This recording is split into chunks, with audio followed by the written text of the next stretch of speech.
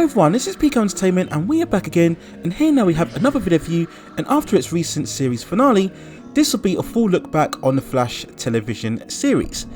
Now there will be spoilers throughout this video, so just beware, and you can check out my previous reviews of seasons of the show, and I'll leave some links within the description. So we then look at this series, which of course follows the adventures of the famous DC superhero character created way back in 1939. In terms of a live action adaptation, the character was previously translated in the CBS television series created in 1990, starring actor John Wesley Shipp in the lead role. Now this iteration of the character for this series was created by Greg Berlanti, Andrew Kreisberg and Jeff Johns. It was the second show of the long-running Arrowverse, a series of shows based on the famous DC characters which all aired on the CW network. Now this iteration focused on the Barry Allen version of the character and was played by actor Grant Gustin, who had previously acted in the Glee musical series. And he made his first appearance as Barry Allen in the second season of Arrow in the 8th episode titled The Scientist. Introduced as a CSI investigator and a fan of Oliver Queen's exploits as the Green Arrow. The goodwill and reception from Gustin's performance convinced the CW to go ahead with a full season for this character. And so they did, with the first season debuted on the CW network on October 7th, 2014. Being set within Central City, we followed a similar trajectory from the comic books as we see CSI investigator Barry Allen, whose life changes forever when he's struck by lightning whilst working within Star Labs. Ending up in a coma for 9 months, he wakes up eventually in Star Labs, learning that he has the ability to travel at super speed. With the help of Dr. Harrison Wells and assistants Cisco Ramon and Caitlin Snow, Barry learns to manipulate his speed, and they also create a specialised suit for which Barry uses his powers to face off against criminals who have gained metahuman abilities from the lightning storm.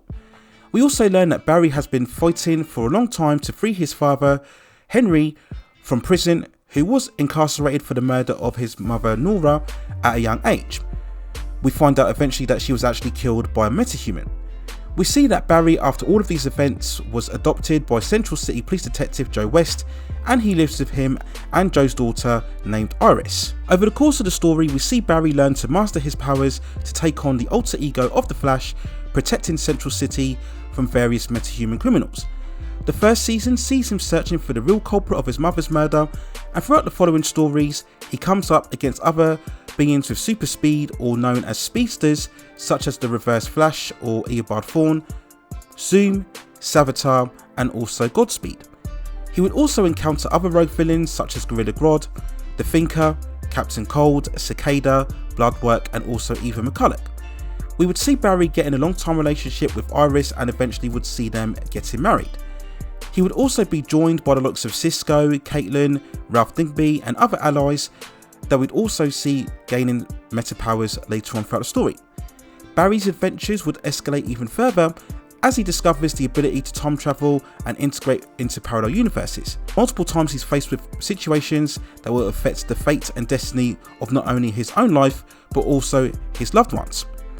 So we then look back on The Flash as an entire series, and I think overall it's a show that had a certain ambition, embracing the very much comic book fantasy and escapism, keeping in far closer spirit to that fusion of science and fantasy that you would normally associate so much within the DC universe. With clear aspirations to be a great comic book show, the series would often, perhaps too often, be let down by flawed, inconsistent writing both in its storylines and its characters.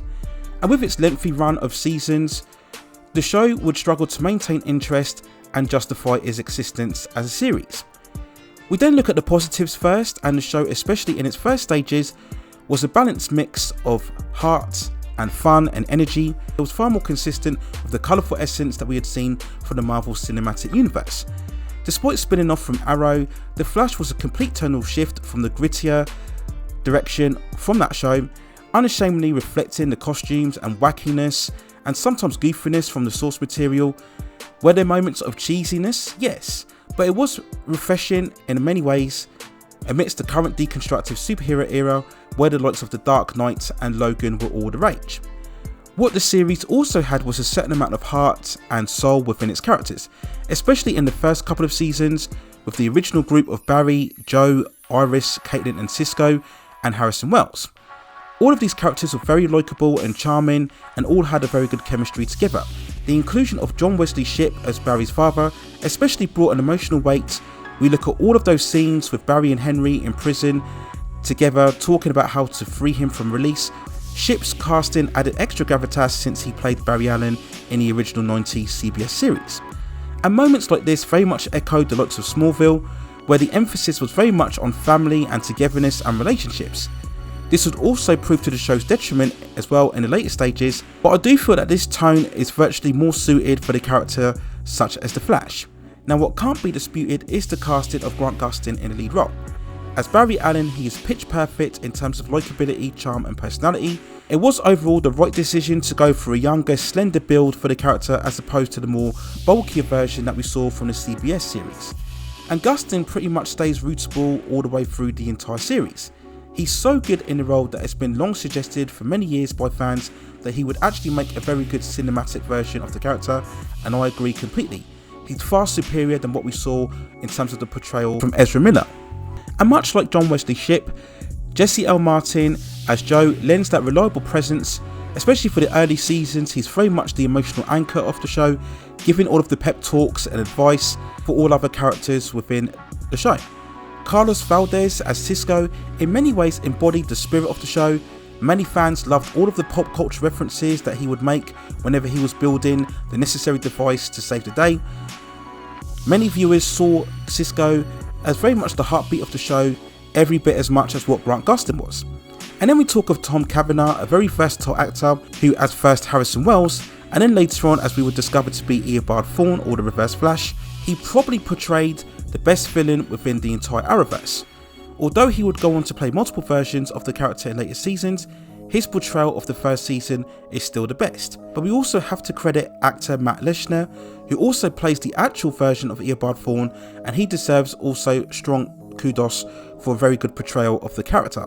So after all of the positives we've listed, what were the main flaws that certainly prevented the show from reaching the true levels of greatness that it aspired to be? Well, first off, it suffered a lot from its inconsistency in terms of its storyline and characters. So many times throughout the series, characters' motivations would change without any true rhyme or reasoning. The show adopted very much of a main villain arc for each season, which can be good for developing a strong antagonist and building good character work.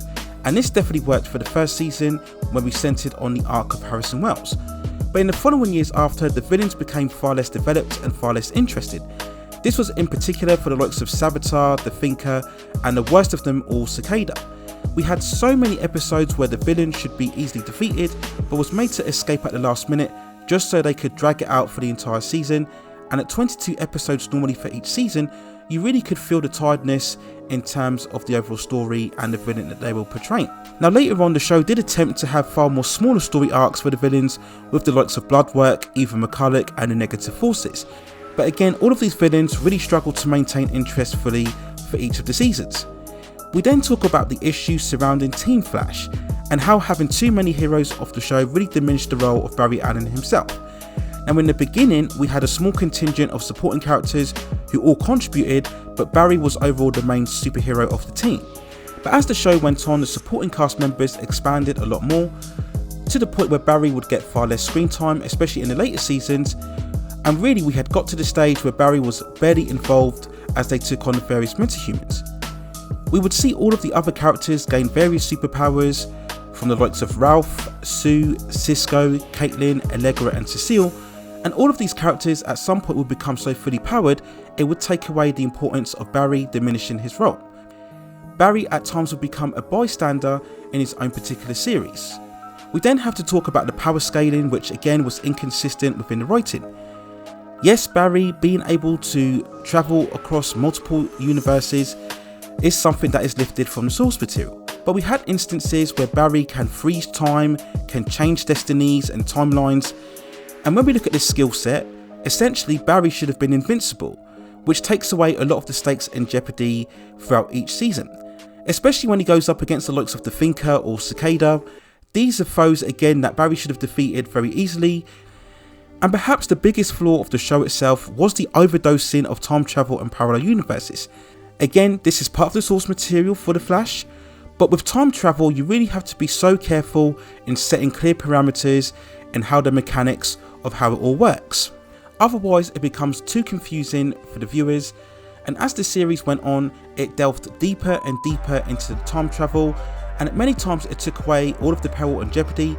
How could you generate any sense of tension when we know that the characters can just jump across time or certain other universes to fix whatever dilemma that they face? And as the seasons went on, especially in its final stages, we get concepts such as the negative forces and avatars and variants of characters and alternate timelines, and it just was handled so sloppily to the point where you just roll your eyes as you see it unfolding on screen. And as watching, particularly in the last couple of seasons, you became far more nonchalant and less invested in the stories that they were trying to tell. And again, this was down to the bad writing and characterization.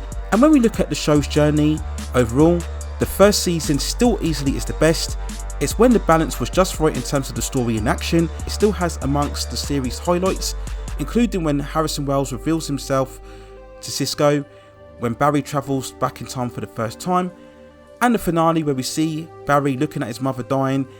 All of these really heightened, intense moments of action and emotion capped off a truly great season, not only for the series itself but also one of the best within the entire Arrowverse. But sadly, the series could never recreate that level going forward afterwards. Season 2 had some high moments, especially with the emergence of Zoom, who looks to be a truly menacing villain, but overall he petered out towards the end. And the series just continued to depreciate with each following season. Season 4 tried to address the complaints of having too many speedsters by having the Thinker as the main villain, and this certainly worked for the first 6 to 7 episodes, but any presence that the Thinker had was diminished as soon as he started switching identities. Cicada in Season 5 proved to be possibly the worst villain of the entire series, and proved to also be one of the worst seasons of the show as well. Now, there was a slight upturn in quality in Season 6, where the showrunners wisely opted for smaller villain arcs, as I mentioned before with the likes of Bloodwork, Ethan McCulloch, and despite the reduced episodes due to the COVID outbreak, which impacted certainly the end of Season 6 and the start of Season 7, we still continued to get smaller story arcs involving the Speed Forces and also the Godspeed War. And as the cancellation of the Arrowverse shows began to take full swing, we got a very second-rate crossover event titled Armageddon for the opening 5 episodes of Season 8, which saw Team Flash going up against the alien being known as Despero, but it really paled in comparison to the great heights achieved at the peak of the Arrowverse, in particular with the Crisis on Earth X crossover. And the show continued to labour on with the story arcs involving Iris's time sickness, the Deathstorm arc, the Negative Forces, and once again Professor Thorne returning. And all of these stories just became far less convincing as the series went on. And as we headed towards the final 9th season, it proved to be one of the lowest lows of the entire series, with even the most dedicated of fans becoming continually frustrated with the lack of Barry's involvement, the killing off of Caitlin and Killer Frost off screen and replacing them with a character known as Keon made no sense whatsoever. The much hyped Red Death story arc was poorly executed, involving the return of Javicia Lexi's Batwoman, and the overall focus on the supporting characters once again, such as Chester, Allegra, and in particular Cecile, who was so overpowered at this point with all of her telekinetic powers. This again highlighted the major flaws in the lack of focus in terms of the overall storytelling. And those flaws in storytelling certainly found their way into the season finale, where we saw the emergence of an alternate version of Eddie Thawne succumbing to the power of the Cobalt Blue Crystal, and he used this to regenerate versions of the classic speedster villains such as Zoom, Reverse Flash, Savitar and Godspeed, and we essentially got an all-out battle between the villains and the members of Team Flash. And because this was again poorly developed throughout the season, when we got the big amount of spectacle, it really felt lifeless and meaningless, and it was all wrapped up very quickly and surely enough with all of the farewell endings at the end, where we see Iris giving birth to Nora, of course, Caitlin being revived from her embodiment by Keon, we see Joe proposing to Cecile, and we see Chester and Allegra reunited once more. And the finale ended with Barry, for some reason, deciding to give over his speed powers to certain people within the public.